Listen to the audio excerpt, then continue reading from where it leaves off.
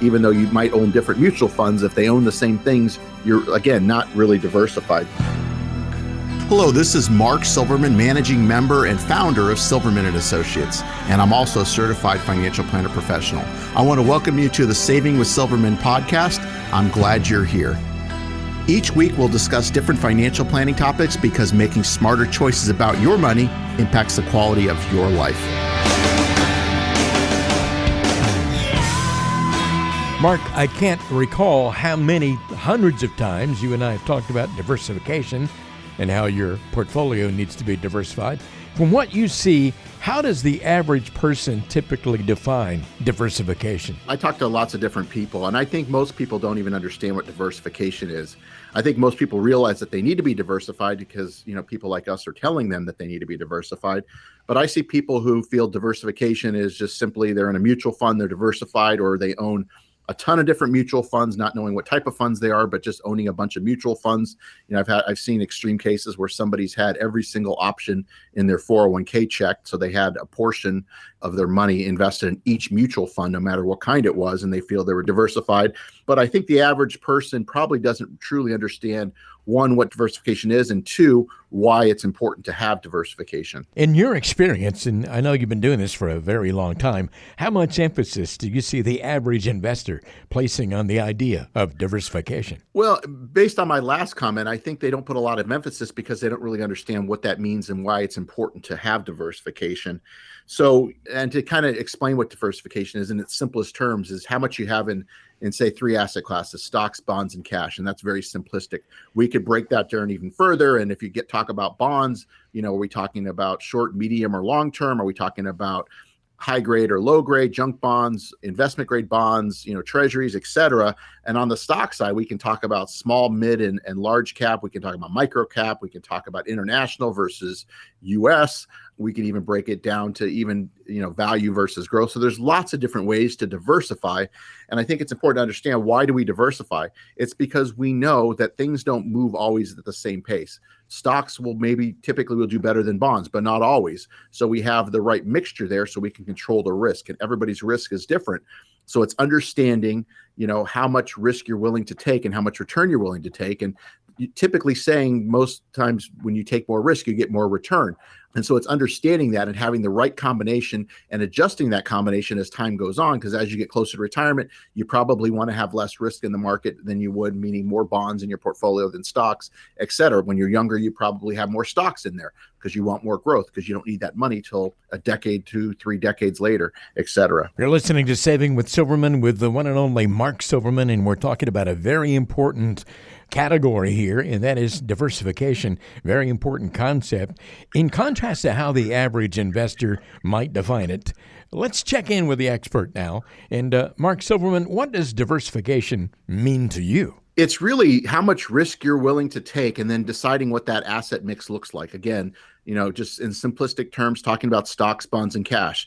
If you're what we call a balanced investor, you may be in a 60-40, which is 60% stocks, 40% bonds. We talk about which stocks should you have. Well, you can do that even owning individual stocks. You could do it owning mutual funds. You could do it owning ETF, exchange traded funds. And then bonds, you do it owning individual bonds or using funds or using ETFs, et cetera. And which ones do you own? So it's not just the allocation that's going to give you the diversification, but even breaking it down further is what that allocation looks like, or what those funds look like, as far as, should they be value? Should they be growth? Should they be both?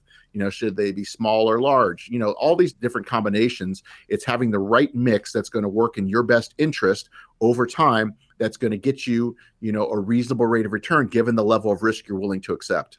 That gives us all a pretty good idea of what diversification ought to be. And is it possible, you think, to be too diversified?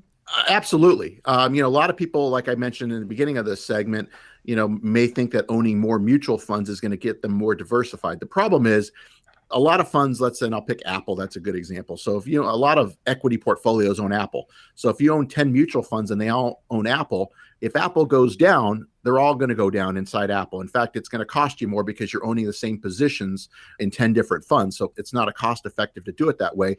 And that's what we call overlap. And we can run reports and show you how much overlap you have, which is, it's hard to understand that when you own funds.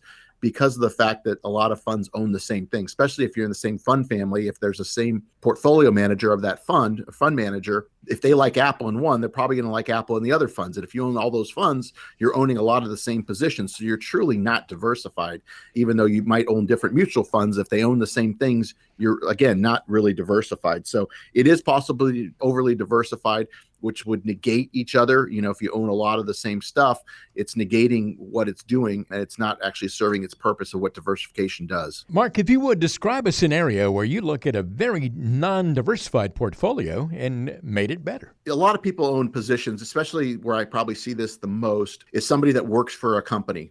And I'll pick Raytheon's probably the most prevalent one here in town, but somebody that has a lot of Raytheon stock. And it may be restricted. It may not be restricted. If it's restricted, obviously you're kind of limited. You can't do much with it. We can certainly work around that, though. But if somebody has stock and they're able to reduce some of that position, we can diversify away some of that risk by building a portfolio that's going to match what their goals and objectives are and their risk tolerances, time horizon, all these different things. And we build a financial plan and looking at all these different aspects and working around, people that have, large concentrated positions in certain stocks. Sometimes it happens by people that just buy stock and they keep buying the same stock. But a lot of times it happens for companies that you work for. And even though you may love the company you work for, which you should if you're working for them, it may make sense to reduce some of that risk, because if something were to happen to that stock, a good example would be Enron. People that work for Enron had large positions there, and we all know what happened with that. So, that's an extreme example, but I think it's important to understand that you don't want to put all of your eggs in one basket, and diversifying some of that risk away makes a lot of sense, especially as you're getting closer to retirement and certainly in retirement. So you're not dependent on just what happens with that one company. Mark, it's so important for everybody to be diversified, and diversified in the right way. Diversification, the whole concept, a lot of folks, as you've explained, don't really understand it and probably have a lot of questions about it and would like to come in and have a conversation with you, or at least have that retirement-ready phone call for a few minutes. Tell us what happens when you get into a conversation with one of our listeners about this whole concept. Well, what it is, it's an introductory call, like you mentioned. We're going to spend some time on the phone, just kind of feeling free to ask me questions. I'll get some information from you. We'll talk about our financial life planning process, what's entailed. Obviously, we talk about your investments, your portfolio, but there's much more to it. We'll talk about estate planning, insurances, what kind, do you need insurance? What kinds? What's the best type if you even need it? We'll talk about, estate planning. We'll talk about risk management. So it encompasses a lot of different factors. We're going to talk about everything that you've thought about in your financial life, as well as things that you may haven't thought about yet, long-term care, et cetera. So, it's the first step in the process. And the only way we can determine if we're going to work well together is to have this conversation. This is just the first step. And again, this is just a conversation, introductory call. I'm not going to here trying to tell you that I'm going to offer you a guaranteed annuity that's going to give you all these great things and all these promises that I hear on the radio of people promising all these things which sound too good to be true, which I can tell you, if it sounds too good to be true, it probably is. So I'm not an annuity salesperson. I'm a certified financial planner, and there's an extremely big difference in what I do versus what a lot of these other people who are putting themselves out there are offering. You've been listening to the Saving with Silverman podcast. If you have any questions at all about your financial situation, please give Mark Silverman a call. Again, his number is 520-333-7601, or go online to savingwithsilverman.com. For Mark Silverman, I'm Ron Stutz. We'll see you next time on the Saving with Silverman podcast.